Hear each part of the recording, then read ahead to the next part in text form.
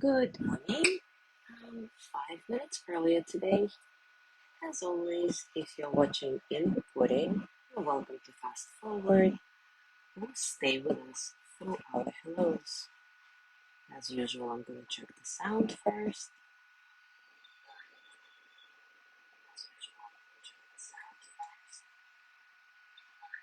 I'm going to say something because I have a different fan.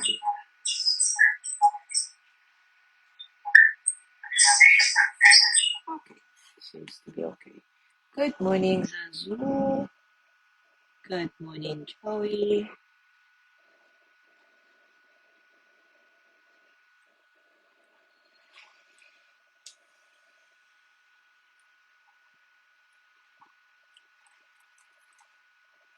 The sound is okay, right, guys? I have a new fan that is like a neck fan.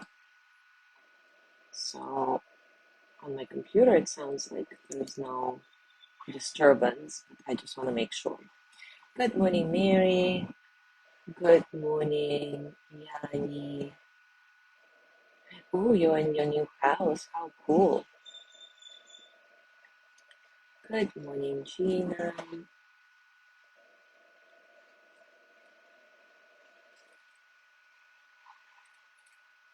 Yanni, congratulations on moving to your new house. How awesome is that?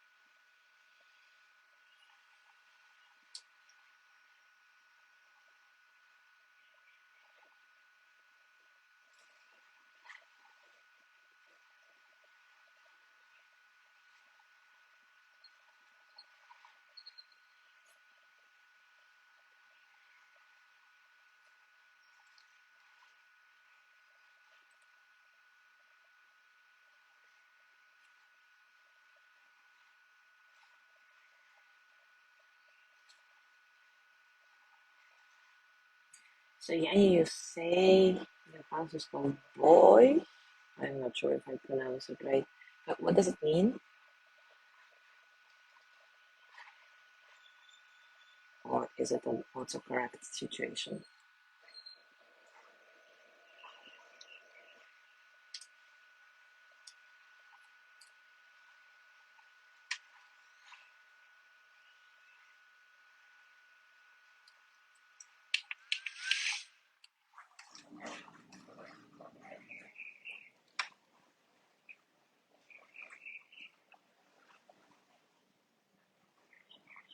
Good morning, Cherry.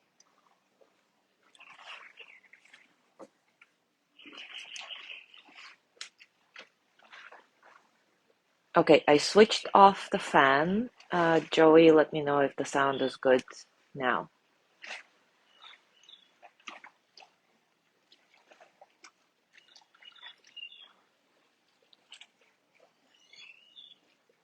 Yanni says the name of the house means shade, cold place, refuge. Ooh, I love that.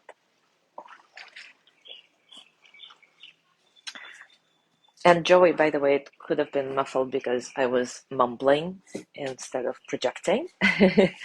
So I'm going to project now. All right, it is time for us to start.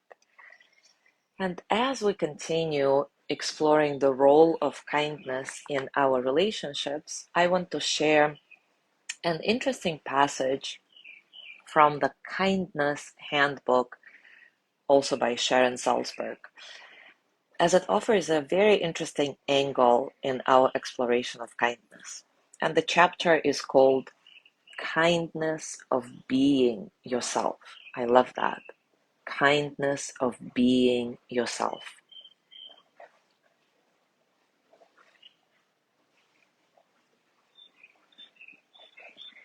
This is what she writes. In a classical Buddhist text from approximately 100 BCE, The Questions of King Milinda, there is a dialogue in which the Indo-Greek King Milinda poses questions on life to the sage Nagasena. At one point, King Milinda asks, "And how does faith leap forward?" Nagasena responds with an illustration of a large group of people, such as a village of people who are on the shore of a flooding river. Their homes and their lands are all getting deluged, and they are in great danger. Then one person comes along who has courage and strength and clarity, and that person sees a way to cross over to the other shore. And he forges ahead and does it. Just by seeing that one person can actually cross to safety, everybody else develops confidence in this possibility, and greater confidence that they too can cross.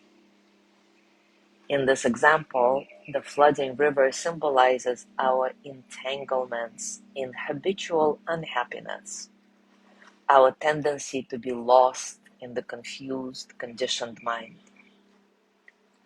Crossing to the far shore, to the shore of safety, symbolizes our crossing to a place of awakening, a place of freedom. When we see that someone has crossed before us, or that many people have crossed before us, it can cause a sense of inspiration.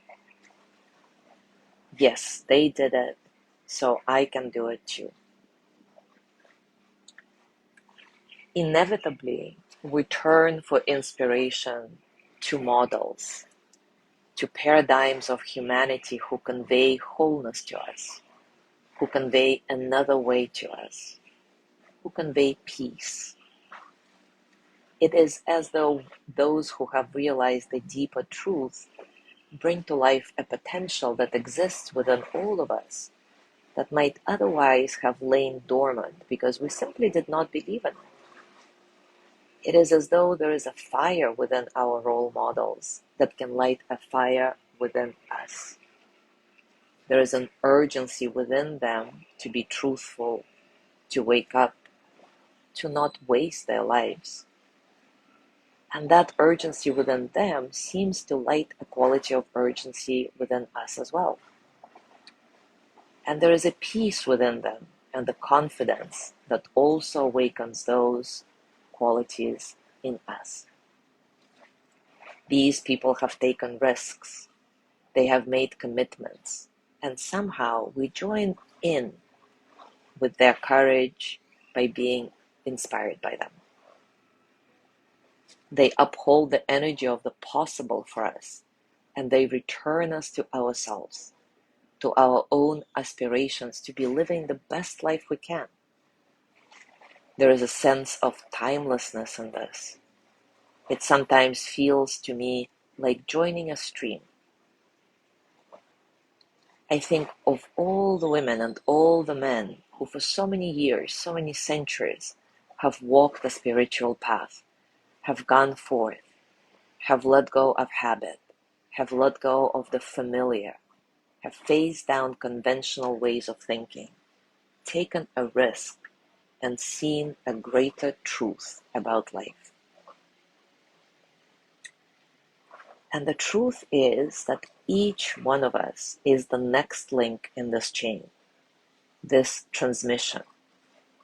When we are willing to make hard choices in morality, to not be swayed by the seeming ease of shading the truth, and to resolve to live by our principles, work to care for it, continue look at our own minds and hearts to go beyond the strictures of conditioning, we are all crossing that flooded river.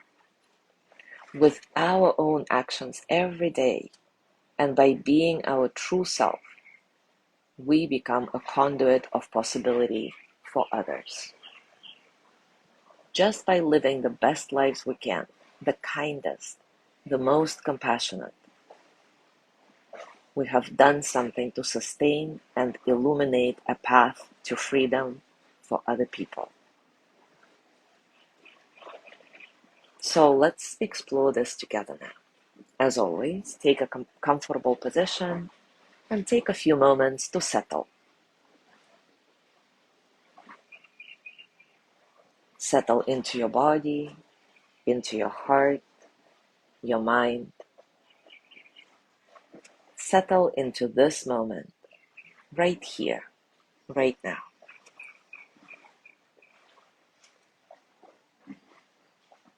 Allow your breath to be natural. See if you can get a sense of spaciousness in your breathing, so that all the experiences of the present moment can flow through you as energy. No struggle.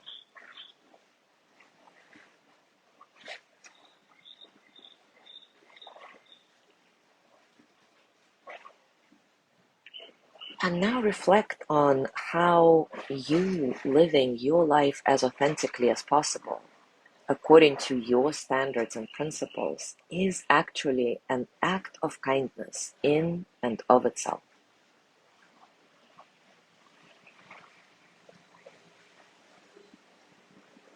And right now, we are not talking about all the acts of kindness you do for other people, but you simply being you. Your authenticity inspiring others to be more courageous, more curious, more patient perhaps. Whether you know about it or not, you could be a role model for somebody.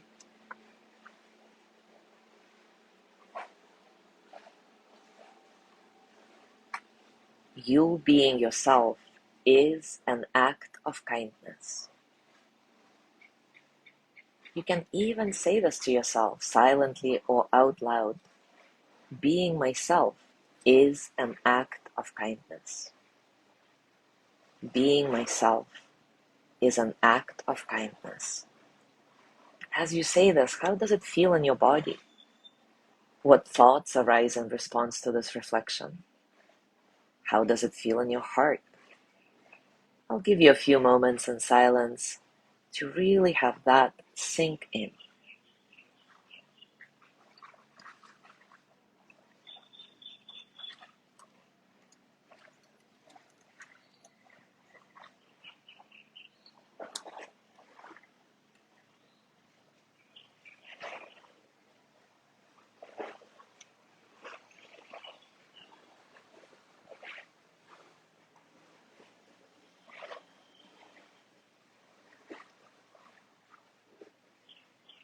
And now place your hands on your heart, thanking yourself for this reflection you've just done, this work.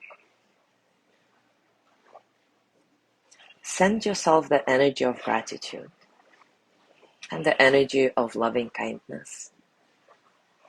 Silently or out loud, repeat after me. May I be filled with loving kindness. May I be well in body and mind. May I feel safe, protected, at ease. May I know deep, natural peace. May I be filled with loving kindness. May I be well in body and mind.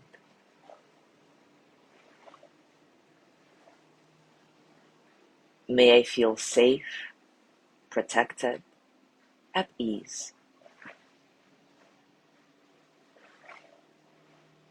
May I know deep, natural peace. And let's do it one more time. May I be filled with loving kindness. May I be well in body and mind. May I feel safe, protected, at ease. May I know deep, natural peace. And as always, as you gently let go of your practice, scan your body and notice what's going on for you right now, physically, emotionally, mentally. How are you really?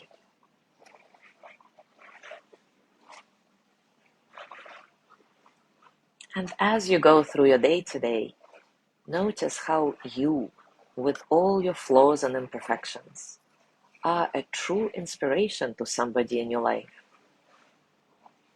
And allow yourself to be this act of kindness without apology, without false modesty. And see if this shifts the energy for you somehow. Enjoy this exploration. Thank you so much for being here today. Have a gorgeous day, and I will see you tomorrow.